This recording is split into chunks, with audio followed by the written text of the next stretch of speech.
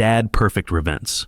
You get $15, Dad? That's it. Danny's voice cut through the phone like a rusty blade, dripping with satisfaction. He wanted me there for the will reading, front and center, just to watch my face when they read out loud how worthless I was. What he didn't know was that his mother, even in death, had one last move to play. My name is Roger Martinez. I'm 50 years old, and for the past 5 years, the sound of my woodworker's plane has been my only companion. Here in my small workshop in Austin, Texas, I wasn't a failed architect anymore. I wasn't a discarded husband. I was just a carpenter who built honest things from broken pieces. The workshop smelled of sawdust and linseed oil, the only cologne I wore these days.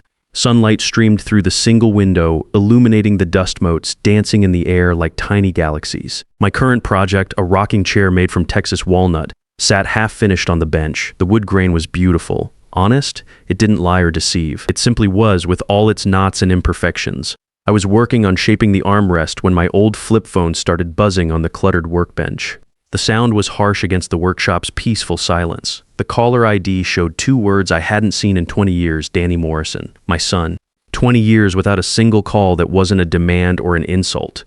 20 years of silence I'd assumed would last until one of us was in the ground. Roger, he said when I picked up. He never called me Dad anymore. Just Roger, like I was some distant acquaintance he barely tolerated. Victoria's gone.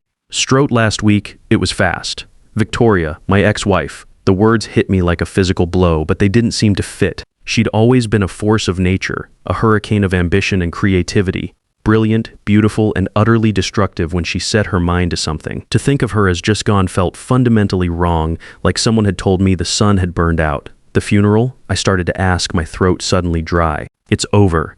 You weren't on the list. He cut me off with casual cruelty. There was no emotion in his voice, no grief. He delivered the news like he was reading stock prices. Listen, this is why I'm calling. Her lawyer needs you there, the will reading. Friday, 10 a.m., sharp.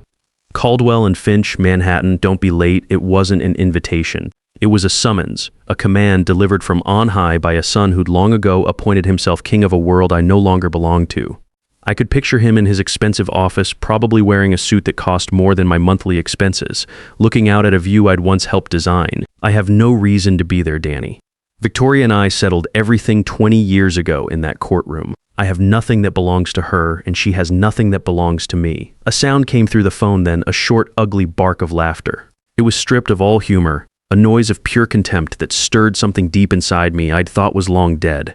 Oh, I know you're not getting a dime, he sneered. Don't be a fool. Mom despised you, everyone knows that. But it's a legal formality, some procedural thing. You have to be there in person to officially hear that you're a zero, a documented, notarized confirmation of your complete irrelevance to this family. He paused, letting the poison sink in.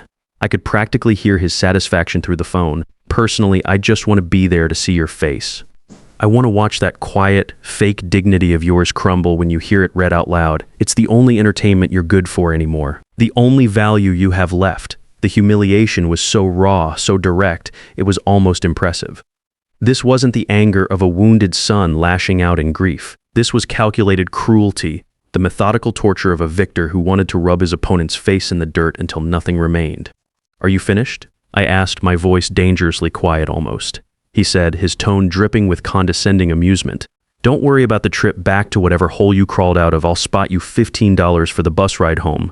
Think of it as a parting gift from the Morrison family. And then the line went dead. Click. Just like that. 20 years of silence were broken only to deliver one final insult. I stood there with the phone still pressed to my ear, listening to the dial tone.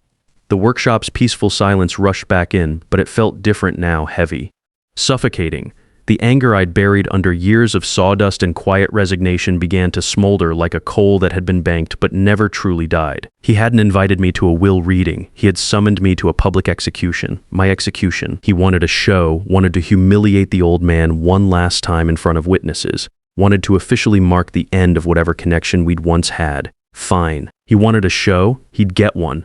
I closed the phone and set it down with deliberate care. I walked over to the half-finished rocking chair and ran my hand along its smooth, honest curve. The wood was warm under my palms, solid and real.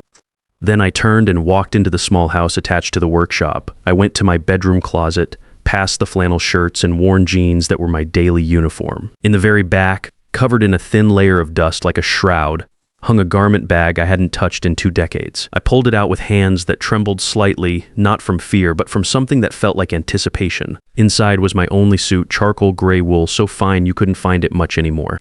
It was the same suit I'd worn on the day my old life ended. The day I'd walked out of that courthouse a different man than I'd walked in. The fabric was good quality, well made, but it was 20 years out of style now. The cut too generous, the shoulders too padded for current fashion. I held it up to the light filtering through the bedroom window. It was clean. I'd had it cleaned before storing it away, some instinct telling me I might need it again someday. But it smelled faintly of mothballs and time. The scent of preservation and decay mixed together. I would wear it again. Not as the uniform of defeat it had been before, but as armor for whatever battle was coming. Because Danny was wrong about one thing, I wasn't the same man who'd been broken in that courtroom 20 years ago. That man had been naive, trusting, willing to sacrifice everything for people who didn't deserve it. This man was different. This man had learned patience. This man knew how to wait. Friday morning, the cab ride from LaGuardia felt like traveling through dimensions. Austin's quiet, sun-baked streets were a distant memory, replaced by the towering canyons of steel and glass that made up Manhattan. I paid the driver, the fare stung more than I'd expected, and stepped out onto the sidewalk. The air was different here.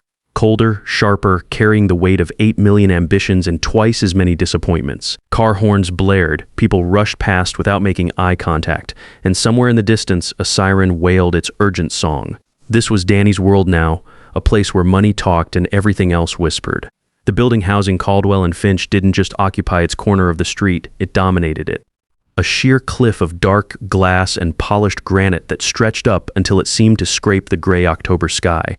The architect in me, the part that had once designed buildings like this, couldn't help but admire the clean lines and the way the morning light caught the facade. But the carpenter in me, the man I'd become, saw it for what it really was, a fortress built to intimidate. I pushed through the revolving glass doors, and the chaos of the city was instantly cut off, replaced by a deep, reverent hush. The lobby was a cathedral built to worship money.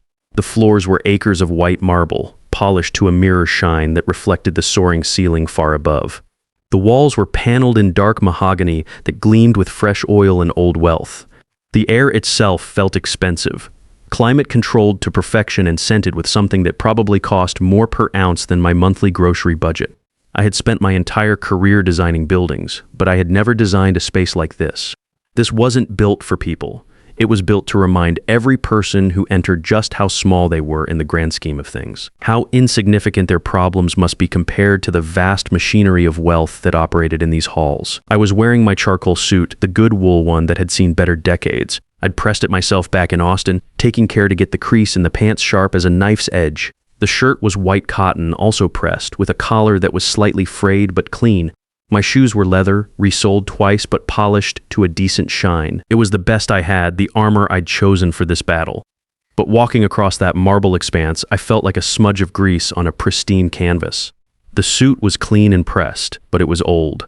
The cut was wrong, the shoulders too padded for current fashion. It screamed outdated to anyone who cared to look. And in a place like this, everyone cared to look. A few young lawyers, men and women in their 30s wearing suits that probably cost more than my truck, glanced up from their phones as I passed. Their eyes didn't linger. They scanned, categorized, and dismissed me in one fluid motion. Not a client, not a threat, not worth their time. Just an old man in an old suit, probably here to contest a parking ticket or settle some small claims nonsense.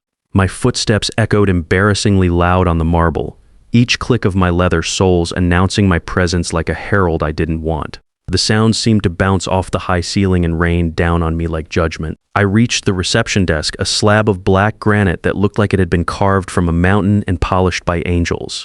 The woman behind it was young, blonde, and wore a headset so sleek it looked like it had grown there. Her smile was bright and professional, but her eyes were already bored before I opened my mouth.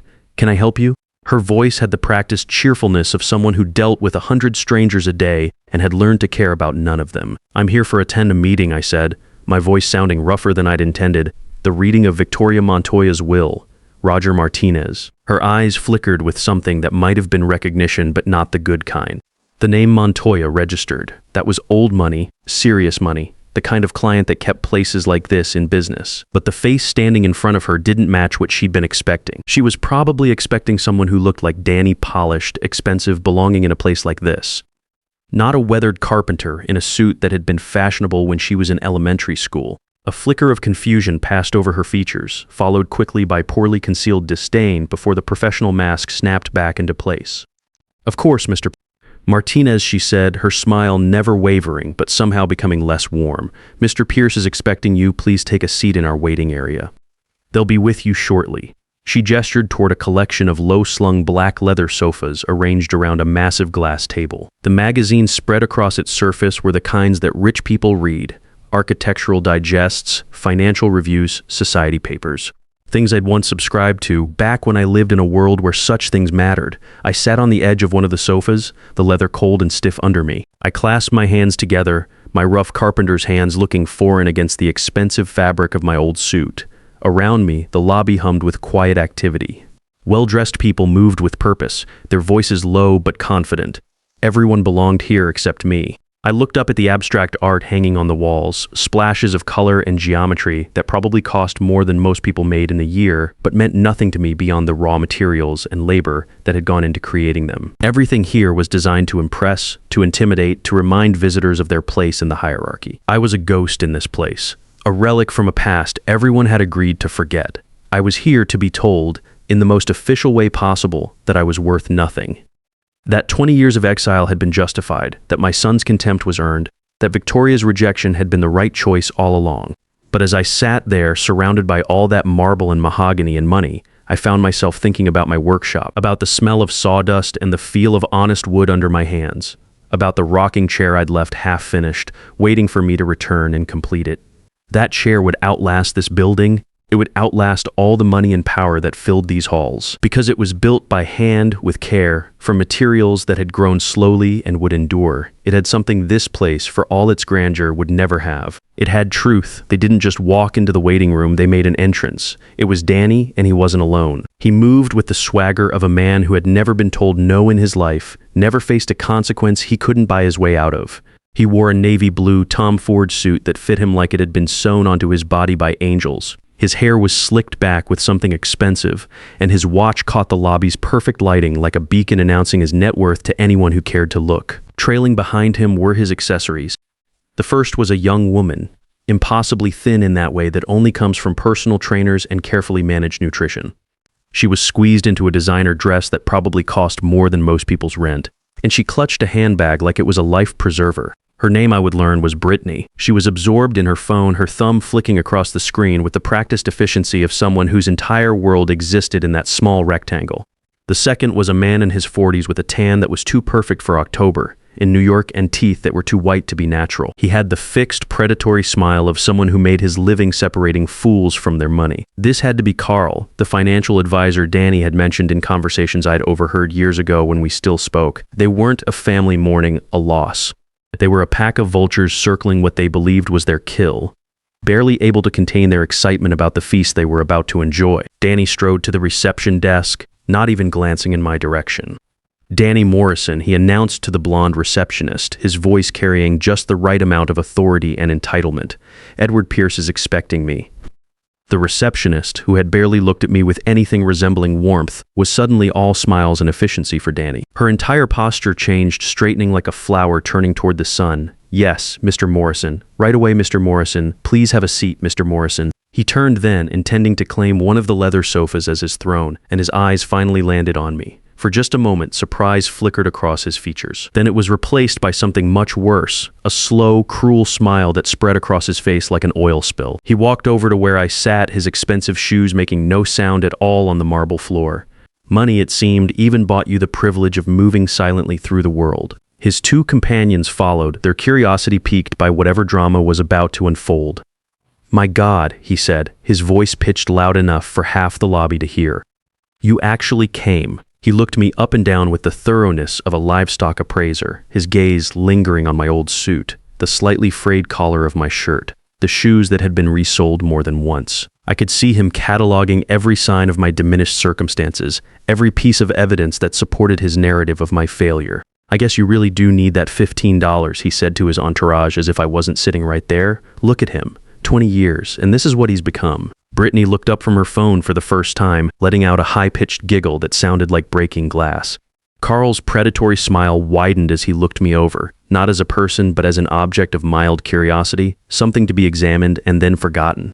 This, Danny said, gesturing vaguely in my direction like I was an exhibit in a museum, is my father. He spoke the word father like it was something distasteful he'd found stuck to his shoe. It wasn't just dismissive, it was an apology. He was apologizing to his companions for my existence, for my shabby appearance, for the unfortunate biological fact that connected us. I remembered him at 10 years old, Christmas morning in our house in Connecticut.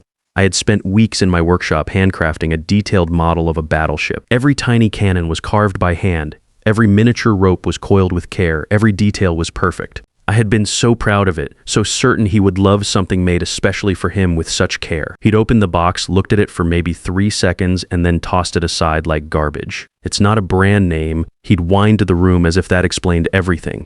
I want what my friends have.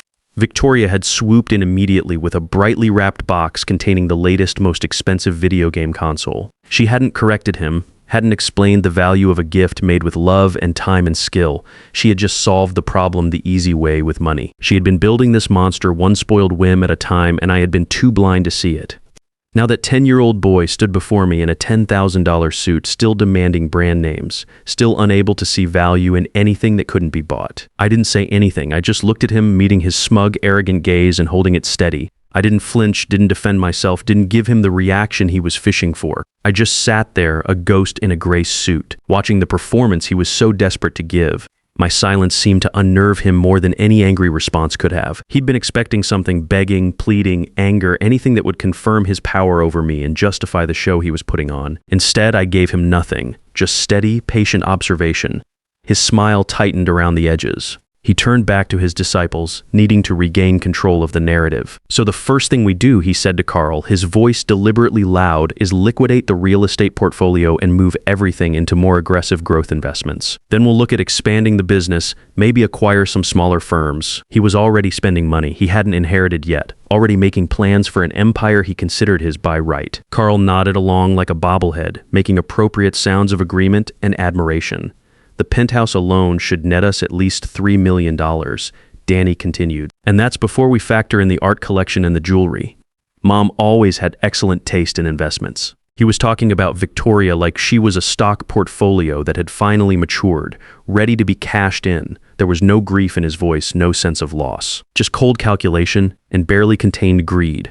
Then the sound cut through the lobby like a knife through silk. The heavy oak door to the inner offices had opened, and a man stood in the doorway. The entire atmosphere in the room shifted, the temperature seeming to drop 10 degrees. He was tall, probably in his early 60s, wearing an impeccable gray suit that spoke of quiet authority rather than flashy wealth. His hair was silver, perfectly styled but not fussy. His face was the kind that belonged on old coins, distinguished, impassive, impossible to read. This was Edward Pierce, senior partner of Caldwell and Finch, and his presence commanded the kind of respect that money alone could never buy. It was the respect earned through decades of handling the most sensitive, most complex, most consequential legal matters for people whose names appeared in history books. His gaze swept across the lobby, taking in the scene before him with the cool assessment of a judge. He looked at Danny and his entourage, noting but not acknowledging their expensive clothes and presumptuous attitudes. Then his eyes found me sitting quietly on the edge of the leather sofa in my old suit. For a moment our eyes met, and I saw something flicker in his expression. It wasn't pity, and it wasn't contempt. It was something much more dangerous than either of those things. It was understanding. Pierce walked toward me with measured steps. "Mr. Martinez," he said, his voice carrying the weight of genuine respect. "Thank you for coming." It wasn't just politeness. There was something in his tone that acknowledged my right to be there, my dignity as a human being. It was a simple courtesy that I hadn't received from anyone in this building except him. Only then did he turn to Danny, "Mr. Morrison." The same name structure, but the temperature had dropped 20 degrees. The subtle slight was so expertly delivered that only someone who lived in a world of status and hierarchy would catch it. But Danny caught it, and his jaw tightened. "Let's get this over with, Pierce." Danny snapped, his voice sharp with impatience and barely controlled entitlement. "I have reservations at Per Se to celebrate." Pierce's expression didn't change. He simply nodded once. "This way, gentlemen." The conference room was a monument to serious money. A massive mahogany table dominated the center, so perfectly polished it looked like a dark mirror. Floor-to-ceiling windows lined one wall, but they offered no view of the sky, just the gray face of the skyscraper across the street. It was a room designed for making decisions that affected millions of dollars and thousands of lives. Danny naturally claimed the power position at the far end of the table, spreading his arms wide like he was already the king of this particular castle. Brittany and Carl flanked him like courtiers, ready to bask in whatever reflected glory came their way. I took a seat near the door, the afterthought, the legal requirement that had to be satisfied before the real business could begin. Pierce walked to the head of the table and placed a thick, leather-bound document on the surface with a soft but definitive thud. The sound seemed to echo in the hushed room like a gavel falling. He pulled out a pair of gold-rimmed reading glasses with deliberate, methodical slowness. This is the last will and testament of Victoria Montoya, dated August 4th of this year. Even in death, she was making a statement. She'd taken my name in marriage, but she'd built her empire with her own. Montoya Designs had been her creation, her legacy, her identity. Pierce began reading in a neutral, professional monotone. Being of sound mind and body, I hereby declare this to be my last will and testament. Danny sighed theatrically and glanced at his expensive watch. He was already bored, already impatient to get to what he considered the main event. First, I give and bequeath $25,000 to my housekeeper, Rosa Valdez, for her 15 years of loyal service. Danny rolled his eyes and muttered something to Carl about peanuts, but I found myself smiling internally. Rosa. I remembered her. She'd always had a cup of hot coffee waiting for me in the kitchen after my arguments with Victoria. She deserved every penny. Second, I give and bequeath $50,000 to the Monarch Butterfly Preservation Fund. Brittany actually scoffed out loud. Butterflies? Seriously? My chest tightened. Before Danny was born, Victoria and I had driven an old Jeep down to Mexico to see the monarch sanctuaries. She'd stood in a clearing filled with millions of orange and black wings, tears streaming down her face. It's like all the souls in the world flying home, Roger, she'd whispered.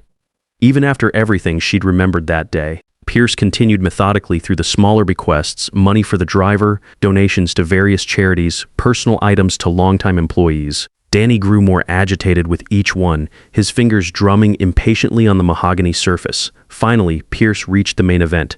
Article 7. To my son, Danny Morrison. Danny leaned forward, his breathing shallow, his entire body coiled like a spring. I give and bequeath the penthouse apartment on Park Avenue and my complete collection of jewelry and art. Danny's face lit up with triumph. Yes, now we're talking. Pierce held up a single finger. However, these items are secured in a safe within the penthouse. The key to that safe has been entrusted to Roger Martinez. The silence that followed was absolute. Danny's triumphant expression froze, then slowly cracked like ice under pressure. What? The word came out as a croak. What did you just say? The key was entrusted to your stepfather. Danny exploded upward, his chair crashing backward. This is insane. He hasn't seen her in 20 years. He's nobody.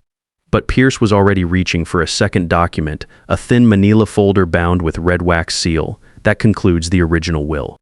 This is a codicil legally binding, signed 3 weeks before your mother's stroke. He broke the seal and began reading what was clearly Victoria's own words, not legal language. To Danny, I'm writing this because I'm finally done being a coward. For 20 years, I've let you believe a lie about your stepfather that destroyed a good man. No, Danny whispered. Pierce's voice continued, relentless. The story you know, minus about Roger embezzling from my company, is completely false. 20 years ago, Montoya Designs was facing bankruptcy. We were offered a deal with criminals to launder money through our construction projects. If I refused, I'd go to prison for fraud. If I accepted, I'd eventually go to prison for money laundering. Danny was shaking his head frantically, but Pierce didn't stop. Roger stepped in. He put his name on everything, created shell companies, took all the legal risk to protect me and you. When the FBI came, they came for him exactly as we'd planned. He lost his architecture license, his reputation, his career. He did it to save us. The words hung in the air like smoke from a fire that had finally consumed everything. And I repaid him by listening to your poison, by divorcing him, by letting you treat him like garbage. The $12 million you're expecting to inherit exists because Roger Martinez saved it. Pierce turned the final page. Therefore, I give my entire estate, the company, the properties, all assets, totaling $12 million to Roger Martinez. To Danny, I leave exactly what he so generously offered his stepfather. $15. Pierce produced a single check and slid it across the table. $15 for bus fare. Danny stared at it, his face cycling through disbelief, rage, and finally complete breakdown. Carl and Brittany were already backing toward the door, abandoning their sinking ship. "This is fraud," Danny screamed. "I'll contest it." Pierce pressed an intercom button. 2 security guards entered and efficiently removed the screaming Danny from the room. When silence returned, Pierce looked at me. "She kept everything, Mr. Martinez, all the evidence of what really happened. It's in a safe behind a painting in the penthouse." He handed me a small brass key. "She wanted you to decide whether to make it public." I closed my fingers around the key. The money was nice, but this was my name back, my honor restored, the truth finally told. 20 years of lies had ended with one document. Victoria's final gift wasn't the money. It was the chance to be seen once again as the man I'd always been. The truth, like good craftsmanship, takes time, but when it's finally revealed, it lasts forever. Sometimes the greatest victories come not from fighting back, but from standing quietly while the truth does the fighting for you, because lies may travel fast, but they can never outrun the patience of a man who knows his worth. In the end, real wealth isn't measured in millions of dollars, but in the moment when the people who wronged you finally see you for who you really are and realize they threw away something precious that no amount of money could ever replace.